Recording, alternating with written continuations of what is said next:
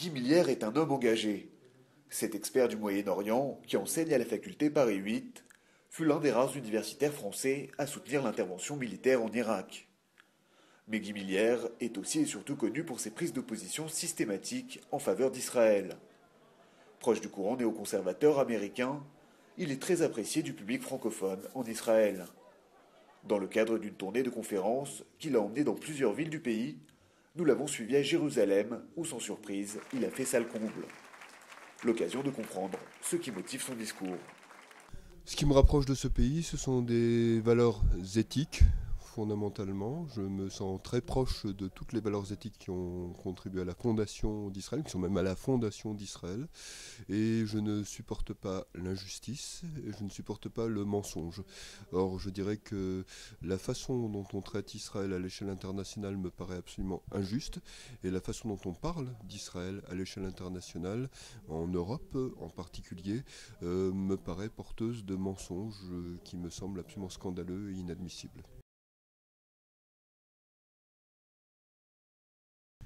Pour ce qui concerne l'Europe, je dirais qu'il y a une falsification, une forme d'intifada médiatique qui est menée contre Israël et qui, hélas, porte ses fruits, puisque défendre Israël est devenu quasiment impossible, ou alors cela vous vaut de vous faire traiter de nazis, de fascistes, de tous les noms les plus abominables possibles.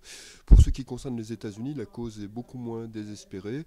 Je dirais que la gauche américaine, et a fortiori l'extrême gauche américaine, sont très pro-palestiniennes, mais plus vous vous rapprochez du mainstream, du centre vital des États-Unis, plus vous avez des gens qui comprennent ce qu'est Israël, en quoi Israël est un pays important.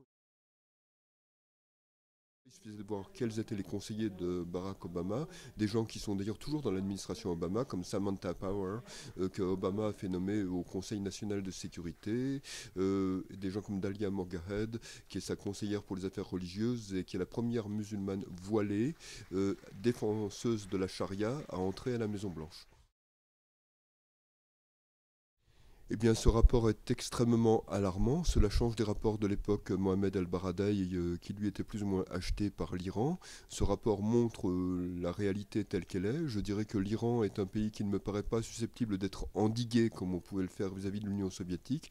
Donc, ou bien le reste du monde occidental va réagir clairement, nettement et sans ambiguïté par rapport à l'Iran, ou sinon Israël devra faire quelque chose, parce qu'il me paraît absolument impensable que l'Iran accède à l'arme atomique. On n'a pas affaire à la direction de l'Iran à des gens rationnels, on a affaire à des fanatiques, on a affaire à des gens qui rêvent d'apocalypse, et éventuellement d'apocalypse sanglante.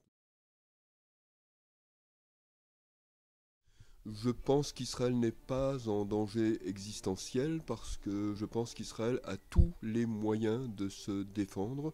Je pense qu'Israël n'a jamais été aussi isolé qu'en ce moment, mais je pense que cet isolement est temporaire. Si je regarde les États-Unis, je constate que d'un côté, vous avez l'administration Obama qui est très nettement anti-israélienne, mais d'un autre côté, vous avez l'Amérique profonde et l'essentiel du personnel politique américain, les républicains, mais aussi une bonne partie des démocrates, qui continuent à soutenir Israël.